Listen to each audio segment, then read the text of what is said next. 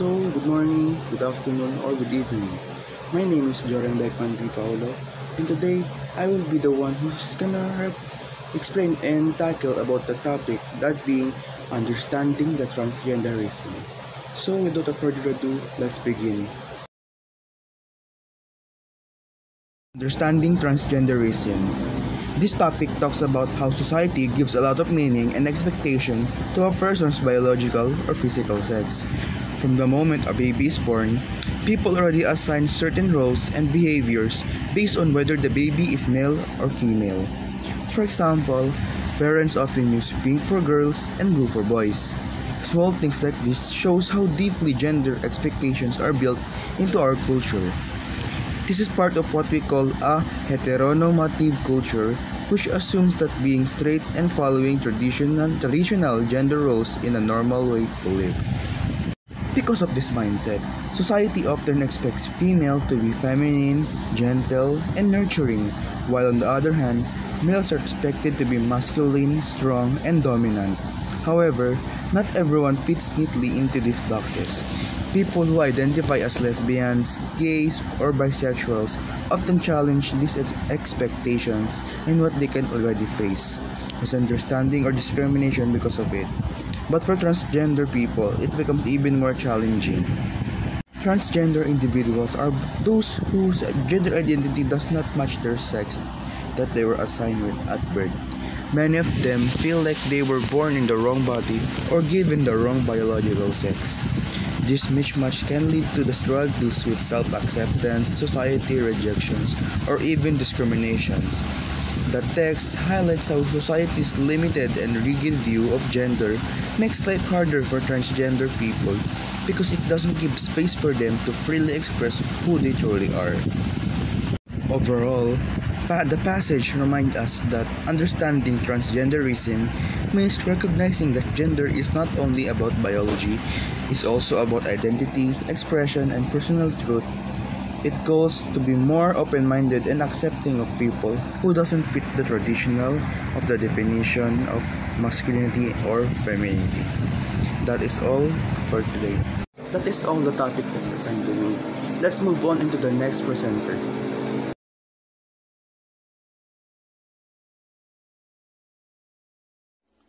Who is transgender?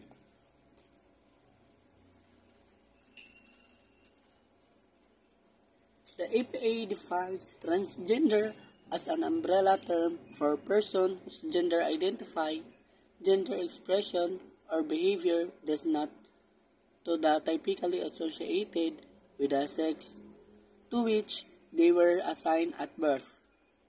This means that a transgender person is not comfortable with their biological sex like a person who is born male but feel like a female, and a person who is born female may feel like he is a male. This feeling or gender identity is not something that changes through time, but is a feeling that we have since childhood. This creates a problem for a heteronormative society wherein everyone is expected and forced to fit in the box of male as a masculinity and female as a femininity. Hormonal replacement therapy or sex reassignment. Medical advancement have helped transgender people live a full life. However, it can be a long, difficult, and expensive process. Sino nga ba ang transgender? Sila yung mga tao na taliwas ang kanilang nararamdaman sa kanilang biological na kasarian. Katulad ng lalaki, pero sa feeling niya ay isa siyang babae. Or sa babae naman ay feel niya na para siyang lalaki.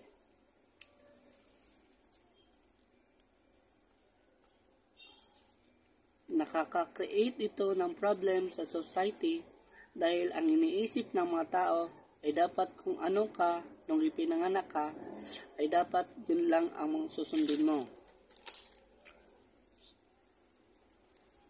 Hormonal replacement therapy or sex reassignment. Ito ang treatment na nakakatulong sa mga tao na para ma-fulfill ang kanilang gustong pamumuhay. Sa pamamagitan ng hormonal replacement therapy or sex reassignment. Ngunit ito ay napakamagastos kaya kadalasan ay yung mga may pera lang ang nakaka-experience ng ganito.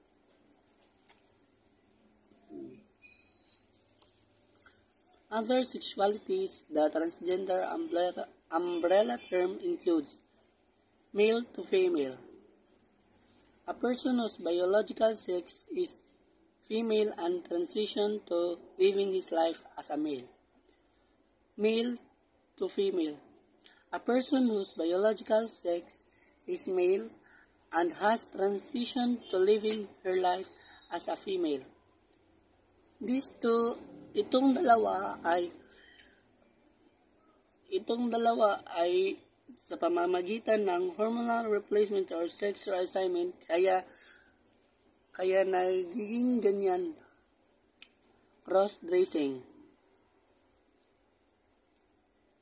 Ito yung mga tao na nagsusuot ng opposite sa kanilang kasarian pero naiiba sila sa dalawang nauna dahil sila ay comfortable sa kanilang biological na sex.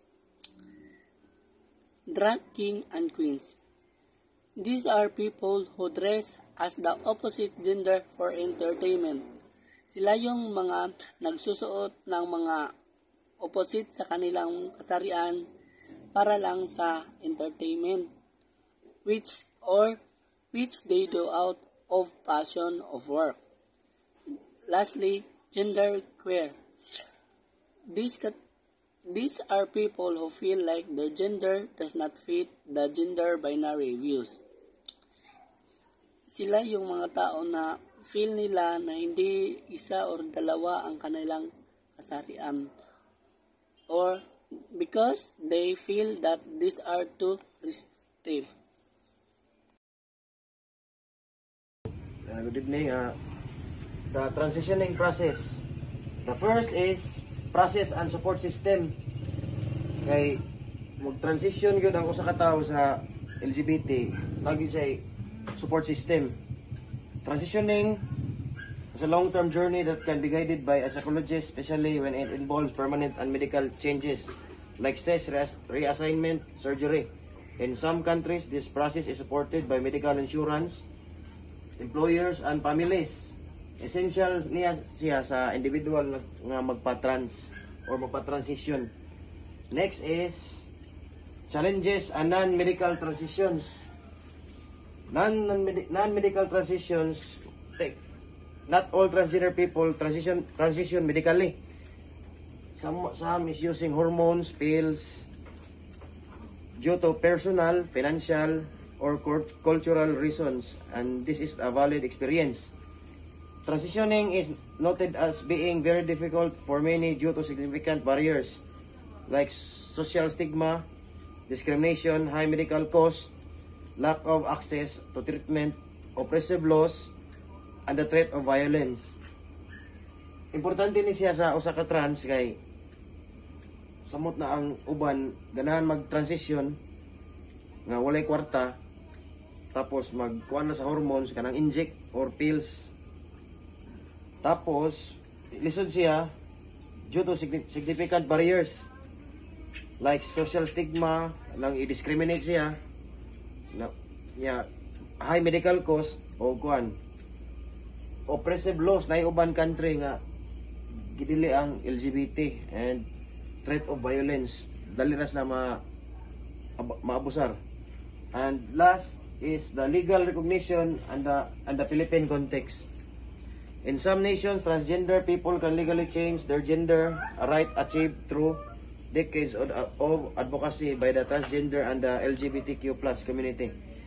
The text concludes by stating that the Philippines currently does not have the necessary laws or medical capacity to fully support its transgender citizens in living their full potential.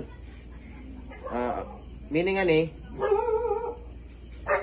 sa uban nasod ang transgender maka legally change their gender, a right achieved through decades of advocacy. The Philippines currently does not have the necessary laws or medical capacity to fully support its transgender citizens in living their full potential. Kung ang uban transgender mularga og Thailand, Vietnam para magpa full transition sa ilang magpa full transitions to man to women.